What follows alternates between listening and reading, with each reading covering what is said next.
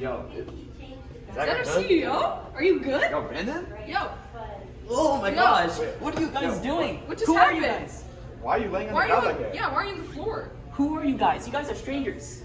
What? What do you mean? You're our CEO. Yeah, I'm What do you the mean video I'm your manager. CEO? I'm Brandon. I'm not CEO. It's Willie.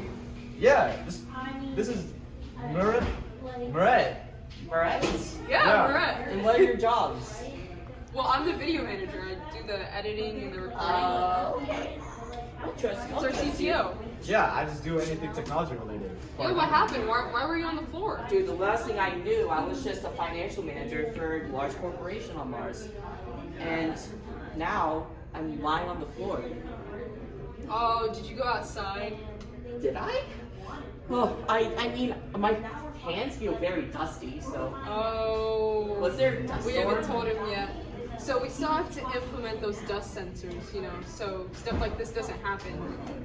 Yeah. We haven't. We were gonna put it around the park, and inside and outside.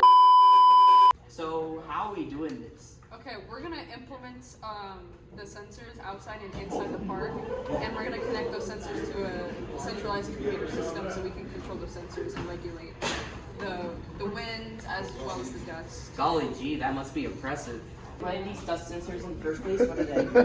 They're like sensors that regulate the wind and the dust because you know it's like the main reason why Mars is inhabitable. It's because of the dust. Yeah, because if you breathe that in, that could you know what just happened. So yeah, we're gonna do that so our customers are safe. Because I know from my science class that dust winds can get as high as 60 miles per hour. Exactly. So yeah, So putting on the outside, that's a smart plan. and the inside too, just in case the dust gets inside. I don't know, man. If you were really a video manager, you'd be very smart. But I don't know any of you guys. So wait, let me get this straight. You want to do what is an optical scattering sensor for design choices rather than a laser sensor? What does that even mean? Wait, before that, are you good? I'm like tired, man. Alright, well, I mean, I feel like the optical would be better because, like, it's cheaper than a laser one, right? And it gives, like, faster results. And you also said like an LCD display, like They use that for calculators. That's how I know about it. Yeah, of course. Yeah, we'll be putting in an LCD screen just so it's easier, just quick and easy so you can access the values. Wow, I'm gonna be a horrible boss. Now, you'll be a great boss, man. Don't even worry about it. Man, if I didn't know I would be assuming to this role, man. What's even good about them?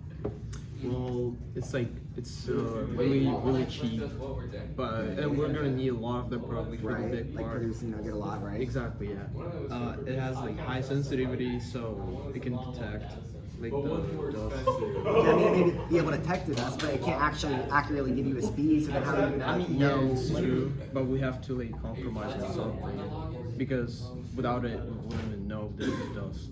I mean, yeah, after what happened with the CEO, it's kind of important that we have them. But I mean, personally, like you said before, you know, they're complex, like you know, the multi-scattering and all that stuff. I just think that you know, there's got to be some sort of other alternative, just because like it's not accurate enough.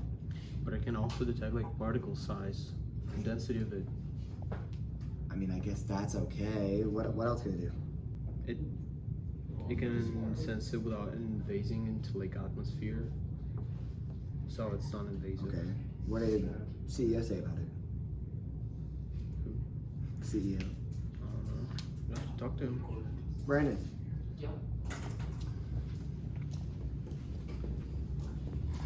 So we know that the sensors are versatile applications, but what do you think about them not being able to accurately say the speed of the dust winds? I mean, I think that's a very important indicator. We really need to know the wind speed, especially because winds could get as high as 60 miles per hour. Right? I know that from my calculus class for some reason. Okay. Sounds good. We'll come up with some sort of compromise. Alright, so for this code, it loads in all the LCDs, and then it checks the light, and then it stores it in this variable A, right? If the variable A is equal to 0, then the LED stays off. If it's anything that's not 0, then the LED stays on. So then it tests it right here. If it's 0, then it turns it on. And that measures all the light and the dust. That's it. So guys, how is the sensors going? Yeah, like the other sensors were like so difficult. This one had to be easy. Yeah. Yeah, but no, like a problem that I had was like it kept giving like wrong values, or like the dust sensor from one over here and then another one at like a different location. It kept giving different values for some reason. You fixed it though, right? Yeah, I did fix it. Like the problem was you had to calibrate it, so then you had to get different values from, let's say, the average of one dust sensor, and you change it into a different dust sensor, and then it calibrates all of the dust sensors to make it more accurate and consistent. That makes no sense at all. But I'm glad you solved Sounds it. interesting though. Yeah. Oh well, thanks guys. Thanks for the support. You're welcome. You know, it's pretty interesting being here. You know, I didn't think that after waking up from a coma, I would be the boss of a giant company. You know, I learned a lot of things today, especially when it came to calibrating a dust sensor and accounting for factors such as temperature and humidity. I also found out that the size of the dust and the amount of dust particles themselves impacts the amount of light that's actually scattered, which would also impact the way we would detect our wind speeds.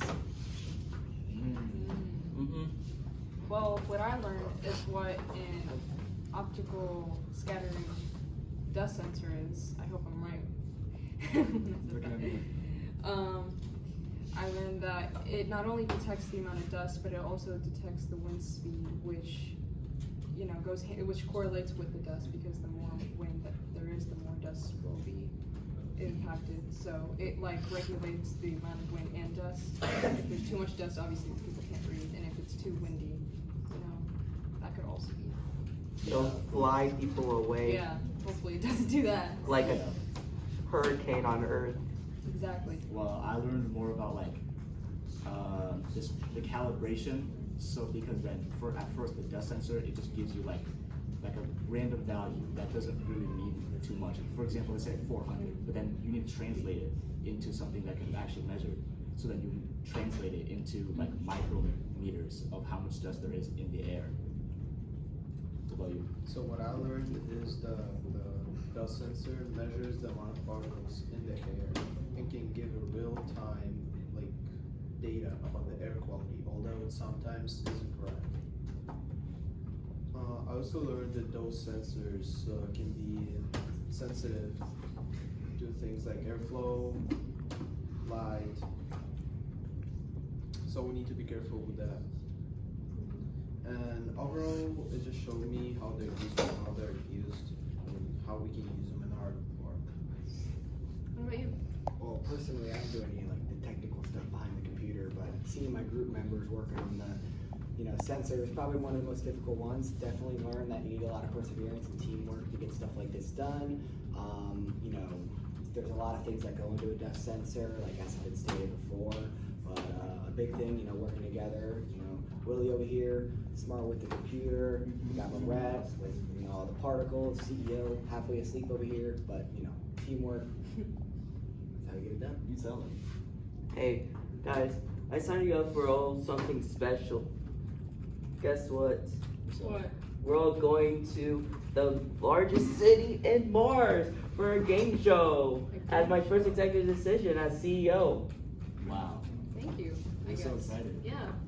You're all gonna be tortured relentlessly there. Tortured? Oh. Nah, I was joking. Oh, okay.